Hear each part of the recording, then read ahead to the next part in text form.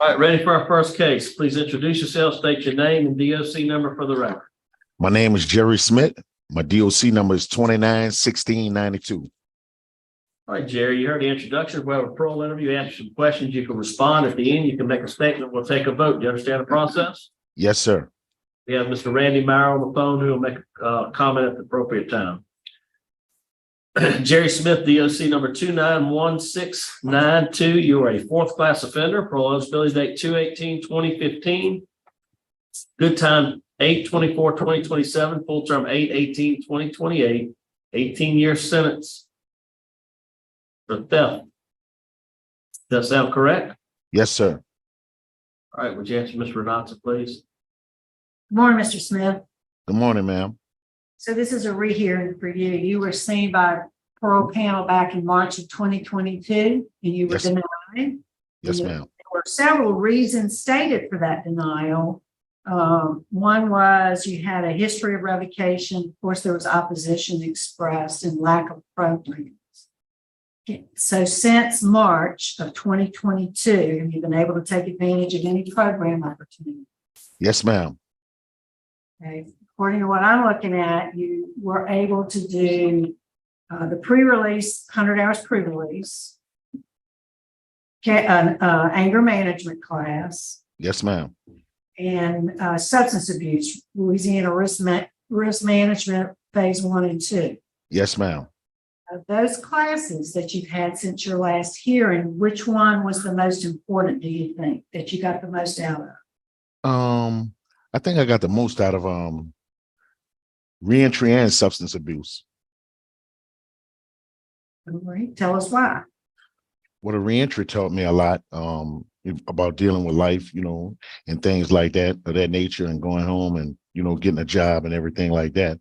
As for the substance abuse, I was able to talk about my problems, you know what I'm saying? And me being a drug abuser and using drugs and things like that, and, getting myself together, keeping myself close with God, you know what I'm saying? And being able to talk with others and open up about my problems and the things I have been going through. So, in terms of the substance abuse, Yes, ma'am. what have you come up with as far as a plan to stay clean?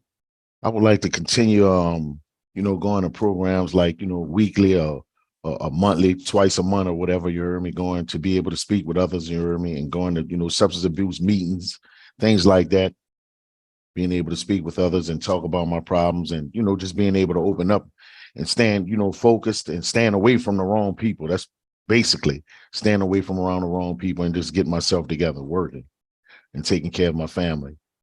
Heard of AA or NA meetings? Yes, ma'am. Yeah. NA and AA meetings, both of them. You ever been? Yes, ma'am. I took a couple of classes when I was in Allen Correctional Center. They don't offer it there? No, they don't offer it here. They don't. And that's another thing, ma'am. Excuse me, I don't mean to, cut you off or anything like that. I don't know, how this meeting is going to turn out or whatever, but whatever the outcome may be, even if I don't make parole, I would like to go somewhere where I can really help myself. I don't, they don't have anything here to offer me, and I can't really help myself here. I was lucky enough to get the 9.5 months good time here, but it took me, I had to go through a process, and I went through so much getting into the classes and the programs there. So they don't really have too much to offer me. I have 4 years left on an 18-year sentence. I've been out 13 years on the 20th of this month. I've been locked up for 13 flat years. I'm short. I'm getting short. So I would like to go somewhere So tell us why you're in jail. For theft of a vehicle, of a motor vehicle, a car. Carjack. No, not a car, a theft, possession of stolen property. Well, I mean, I know that's what you ended up with, but Yes, ma'am. carjacked a vehicle with a child in the car. Yes, that's what it was. Why'd you do? When I knew a child, I didn't know a child was in the car. I didn't call. Why'd you take the car? I took the car. The car was running. The car was running. It was by a place of business. I just took the car. I was on drugs at the time. I took the car. I didn't know a child was in the car. When I realized a child was in the car, I pulled into the gas station and let the child out of the car. You let the child out? Yes, ma'am.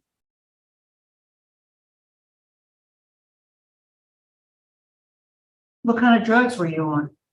Cocaine.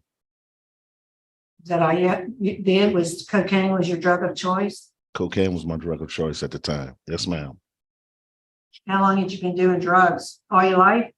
Uh, about 15 years, 10 years. When's the last time you had a drug screen? Um, it's been a minute. A drug screen tested. Yeah. It's been a while that I know of. Since you've been at Franklin? Oh, since I've been at Franklin Parish, I think I took one. I may have taken one here. I've been here almost 4 years. Yeah, but you would remember if you had one or not. I think. I'm gonna sit back and listen. I heard your request. You want some help. Yes, ma'am. You want some help, so I'm gonna just sit back and think about that and listen to what everybody else has to say. Yes, ma'am. All right. Wait a minute. Oh, wait, oh, Ms. Jackson. Mr. Smith. Yes, ma'am. I guess I want you to put yourself in my shoes for a minute. Okay. You know, I'm looking at someone who is 52 years old. Now, obviously, you were in your early 40s or late 30s when you came into prison this time. Yeah, You- 38, 2 months before I made 39. You have an extensive criminal history. Yes, ma'am. So why should I have confidence? Why should I have confidence that if you were granted release early, that I can trust that you're not going to be back? Well, ma'am, over the last 13 years, I've lost so much in my life, and I've you know, in the past, when I've came to prison, you know, I didn't, you know, get into, you know, positive things, constructive things. And I went home, you know what I'm saying? And I wasn't on the right path. But now I've lost so many years of my life, and I realize I can't get that back. I'll be 52 years old in October. I have 3 grandkids that have been born since I've been in prison. The oldest one is 11 years old. She's been born July the 4th, 2012. I have a mother that my younger sister has put in a nursing home that really needs me out there. So I really need to get home, you know what I'm saying, and take care of my family. I know my mother needs me out there, and I know my grandkids need me, and I would like to spend time with them and see them. I've changed a lot. I've learned this is not my world. You know, they have a lot of youth here, a lot of young people here. They don't respect older guys. Everything is different about prison, and it's changed, and it's no longer a place where I should be. I should have been stopped this years ago. And I guess I learned by me, you know, coming back this time, and I've been through so much, and I've lost out on so much in my life. You know, I'm ready to do right for the first time I can say in a long time in my life. So what do you would say is your greatest motivation? My greatest motivation? My greatest motivation is my grandchildren. I would like to teach them how to be young women and men, you know, be, you know, responsible young men and women. And just, you know, teach them a better way, because they're young and there's so much going on with the youth out there. So I would like to teach them and show them a better way. Well, tell me one concrete thing you'll do when you're released, whatever that is. What? To make one definite, tangible thing you will do to make sure you don't come back. I would go to NA and AA meetings. Why would you do that? I would do that at least twice a month. Why? And because I would want to keep myself focused on what is most important in my life, which is my grandkids and my mother, and working, staying focused on what is most important in my life. And I know the only way I can do that, I would have to go to, you know, meetings at least twice a month. You know what I'm saying? What do you think the value of what do you think is the value of the meetings? Have you gone to AA meetings? I think you said you're at. Yes, ma'am. Being able to talk with others and hear others' problems and the things that they've been through it's a real motivator to make you stay focused on what is most important in your life, because you know a lot of people think about how bad it is, but you have to think about how bad it can be. They have other people that are in situations that are worse, much worse than yours. You know what I'm saying? So being able to hear people's life stories and everything that they've been through, just like me, some has been through more than me. You know, it's gonna keep me focused and it'll keep me strong. And I feel like I need to hear that. How many, what's your longest time of participation in AA and NA meetings? I think 2 years. They didn't give us any kind of good time or anything like that for it. They just would give us certificates like I every understand. excuse me. All the AA principles, which one really spoke to you the most? Um,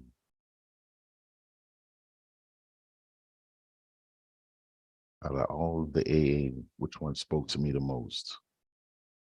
You want to call them steps, or if you want, whatever you want to call them, which one spoke to you the most and had the biggest impact on how you view yourself, how you view addiction?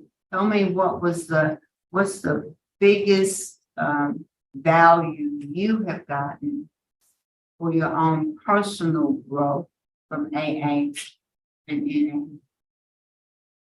I guess my biggest value, um, I would have to say I would try to keep myself in a positive environment away from, you know, things that are not good for me and people that are no good for me. I would try to keep myself in a positive environment when working and around people that are, you know, that with positive attitudes and that have positive things going on in their lives. You know what I mean? To keep me focused. But Just you know, one of the main tenets of AA, NA, is admitting that you are an addict. correct, but also admitting that you're powerless over your addiction, that you don't have, you know, you can't just will it away, can't just hang around with positive people. Right. Right. That in and of itself doesn't No, sustain. you have to work hard at it. You have to attend AA, NA and AA meetings. You have to want better for yourself. Basically, you have to want better for yourself and you have to do better. All right, thank you. Jerry, would you like to make a statement on your behalf? Oh, I just asked that, you know, whatever. just a second. Yes, sir. Randy might have seen him on the screen. Randy, is Randy here? Yes, sir. Sorry, I didn't see you on screen, Randy. Thank you, sir. Like to make a statement? Yes, sir. Randy Meyer, Assistant DA in Parish. In looking at Mr. Smith's risk assessment, he's got a moderate risk assessment, but it's high for a number of things: antisocial thinking, substance abuse, mental health, and depression, and his total needs. I'm concerned with his answers with regard to substance abuse and his AA and the AA treatments or participation in any AA that he may have had. How often is he going to go? Well, yeah, I'm going to go twice a month. That's not enough. I think he clearly doesn't understand the addiction, and he clearly, in my opinion, doesn't understand what he needs to do in order to beat and try to beat that addiction. I think long-term substance abuse treatment would be beneficial for him. As I've stated to this board before, I've got a friend, sir, who's 39 years sober, and he still to this day goes to AA meetings multiple times a week. And he's very proud of his accomplishments. The nature of this offense, the extensive criminal history, and the strong victim opposition as well as I feel the lack of rehabilitation, sufficient rehabilitation, makes me still oppose his request. Thank you. Thank you. All right, Jerry, would you like to make a statement on your behalf now? Yes, sir. Like I said, if I don't make parole or whatever, you heard me, I would like to, you know, at least go somewhere where I can. Could y'all can recommend that they send me somewhere where I can help myself, where they have programs or self-help, sober house living or whatever.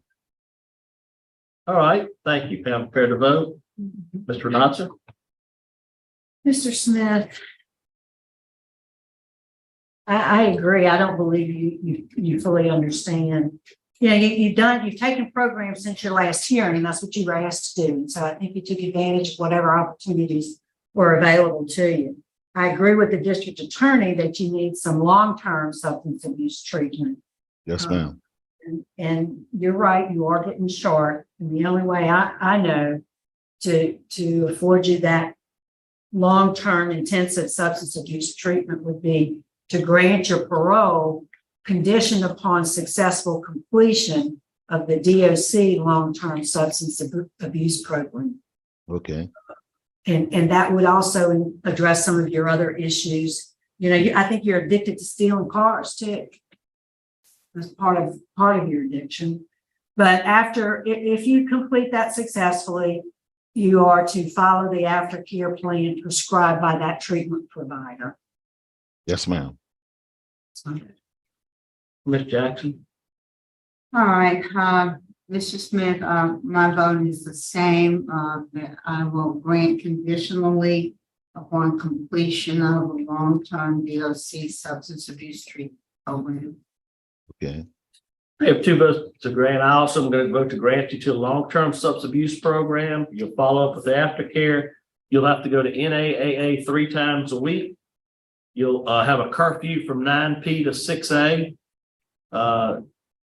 And that's my vote. You need to successfully complete the DOC program. So 3 votes to grant to the long-term substance abuse program. Good luck to you. Thank you, sir.